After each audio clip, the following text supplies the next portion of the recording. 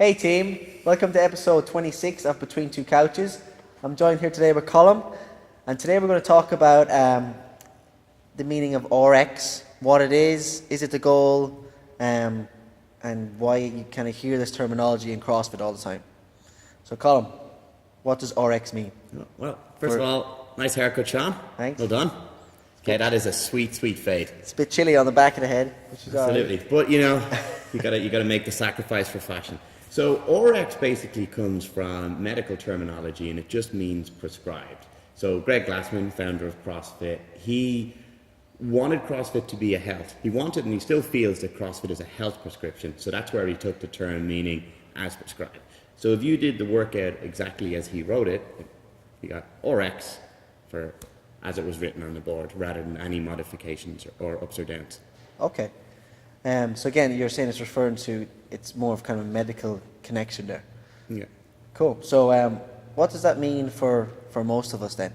So for most of us, every workout's written with a stimulus, and we used to write up the workouts, and we as coaches would always know, okay, well, this workout is meant to be a little bit more muscular endurance, meant to be a little bit more gassy.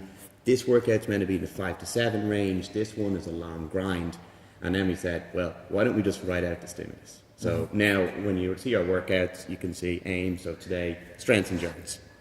And, so you can say, okay, well, that's meant to be about 3 to 5s, but I should be able to pick up the bar after about 20, 30 seconds. Okay. Our job as coaches to explain it.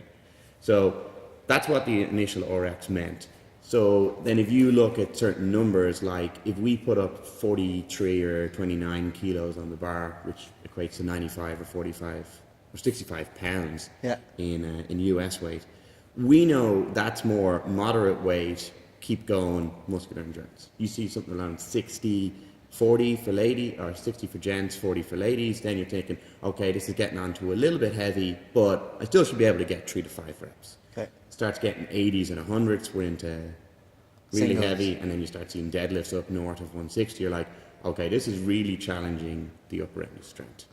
Ditto with, say, handstand push-ups. You might see push-ups, okay, we're looking for a movement we can do a lot of, be that actual regular military push-ups or box push-ups, whatever allows us to get maybe 10 to 20 done. But if you see 6-inch strict deficit handstand push-ups, you're like, we're looking for a really challenging movement on the shoulder. So essentially what the workout's doing is telling you, the weights are telling you, or RX is telling you, what sort of stimulus you should be getting and what sort of reps you should be getting. Cool. And then based off that, then you can modify the workouts as you go along. Or should we be aiming for that RX all the time? Should you coming in and be like, okay, today's workout, for example, we've got heavy Fran, 2159, 61 kilos for the gents, 43 for the ladies. I'll need to get 61 on the bar, right? Well, I'm glad you asked, Sean. It depends. Like the answer to most things, it depends. If you are a beginner, and we'll classify a beginner just for this discussion as 3 to 6 months in the sport or in the activity, just coming in and doing movement is enough. Because you're so new, your body is just adapting to, hang on, I did toes to bar yesterday, and now I've got to do a thruster today, and tomorrow I've got to do a deadlift. Yeah. Your body is just adapting to the movement, and it's getting fitter, it's getting stronger, it's getting more endurance, it's building its flexibility, it's building its robustness just by mere exposure. So you don't actually need to worry about the weights at all as a beginner. And secondly, as a beginner, is you got to give your joints time to catch up. So while your muscles might be able to handle a 61 kilo thruster, your joints probably aren't there yet unless you have a couple of years of lifting weights underneath your belt. So you've just got to give the joints time to catch up. Yeah. So in your first 6 months, almost to a year, like the term RX isn't important to you at all. Then after a year, you can say, well, am I going for health and general fitness, or am I a competitive CrossFitter? And if I'm health and general fitness, like I like to refer back to the story, is no one ever sits down with me in an intro and says, dude, I have got to get 61 kilos on my thruster and I've got to nail kipping toes to bar. No one has ever sat down and said that to me. That's their initial goal. Yeah, that's my initial goal. I've been working on my toes to bar and I just can't get it. We had one once, didn't we? Yeah, we did, yeah. And how many years have we been doing it? One person. One person actually came in and said they wanted to string kipping toes to bar together. So if you're training for general health and general fitness, you just need to come down and work out at the relative intensity we've planned for you today, given the structure of an entire week, month, and year-long season. And what we mean by intensity is basically anything that pushes the dial towards increased fitness. Yeah. So if we're looking for something that's slightly heavy, you might see Mary Jane, let's call her, or, Billy Bow Jr. Shababadoo. Yeah. He might just say this, don't shake your head. That's the worst name you've ever heard, wasn't it? Go on. He might be good, and you'll see him, and he can easily get 40 kilos overhead. So you're pushing him to 42 or 44 because that's going to drive adaptation, make him fitter. And he can go for 3 or 4 pull-ups in a row. So you're going to make him go for 5 pull-ups in a row because again, you drive adaptation, and that's the intensity most of us need for general fitness. And that comes back then to, you were talking about the stimulus then. So, and then it comes down to the coach's experience as well, right? We know what we want to achieve from certain workouts. And like you say, Billy Joe, 40 kilos. Junior Shababadoo. 40 kilos might tick the stimulus box for him because he's getting those 3 to 4 reps on those heavy thrusters. It's still 21 kilos off the RX weight, but that is the prescribed stimulus we want to achieve for him. And then that comes down to expertise, right, of the coach and knowing your people, how they move, their experience level, how long they're in the game, all that kind of stuff. So that comes back to why you don't, RX is not the be all and end all. So that leads me on to my next question. Why do we even have this RX then in the first place? Why don't we just say light, moderate and heavy? Because, well, first of all, as much as we hate it, people have a life outside these 4 walls. Really? I know. I only found out there the other day, and it was like, damn. So, first of all, it's to give people a guidelines, because what do you mean by light, medium, heavy? And that can create anxiety or uncertainty for them. And then we can say, right, okay, well, the weight on today's snatches are 30 kilos. People think, okay, 30 kilos. And once you're in it 6 months, a year, you're like, okay, they're looking for light and fast snatches versus, 84, that's heavy. That's like 20 kilos off my 1 rep max. Yeah. So it gives people an idea. And then secondly, for the vast majority of us, we're either going to be better or about the same if we have some element of friendly competition, collaborative competition.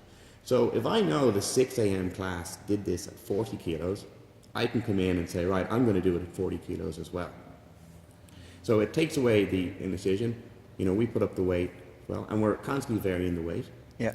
And it takes away the indecision. Now, also, we always keep one eye on the open because we find that, that's the community of fitness, the festival of it, that we want to see people improve towards the open. Yeah. So we'll try and have a slight bias towards, okay, well, we're going to define fitness as the open, so let's prep towards that to give, a meaning to our season. Rather than continual fitness, which you can get a little bit lost, we're going to, go a little bit of, fitness towards a target and then test it on that. I'm with you. And finally, if you're a competitive athlete, someone who loves CrossFit as a sport, it doesn't mean every day you've got to go RX. It doesn't mean every day you've got to push forward. Maybe once a week, twice a week at tops, you're going to pick the workouts and say, I'm going to go for it. So we'll pick Sam as an example. He might pick today as, right, okay, today I'm going to pick as a competitive workout and go for it. And the other 5 workouts in the week, he's going to train and build rep schemes and all that. But today he's going to actually push right in as close to our reps. But that doesn't mean that Sam wouldn't benefit if today we said, right, you're going to go strict pull-ups instead of kipping pull-ups. Yeah. Or you're going to go lighter thrusters because we know you're sore from a qualifier. All that, so RX is not the goal. Getting better is the goal. Yeah, and it's not the be all and end all if you're not hitting your RX after 2 weeks of being in CrossFit after a complete beginner. If only we had something on a T-shirt that would say, what is our goal? Oh, is that it? By any chance? Fitness, health, and happiness. Oh, yeah. Sweet. Rings a bell. Yeah, so that's basically what this all RX. There's no RX on your T-shirt. No. I think. And we don't actually ever reference RX in here either, do we? Usually when we're talking about the workouts, when we're kind of going through the piece at the start of class, we don't really refer to it because it's not that important. Hitting the stimulus for each individual is kind of our priority, right? Yeah, absolutely. We're gonna be clever about it and take the win if you get your first RX. You do your first workout that has pull-ups in it, and you did pull-ups all the way through. Absolutely celebrate that victory because that's going to mean you're going to come back tomorrow more happy about your training. Yeah. and gives you a target to aim for. Sweet, cool. All right. Anything else you want to talk about? No, I think that was good. Thank you very Again, much. sweet fade, bro. Sweet fade. Thanks, Colin. Thanks for joining today, episode 26. You got any questions or comments, put them below. Anything you'd like us to talk about in later episodes, just hit us up. All the best. Bye.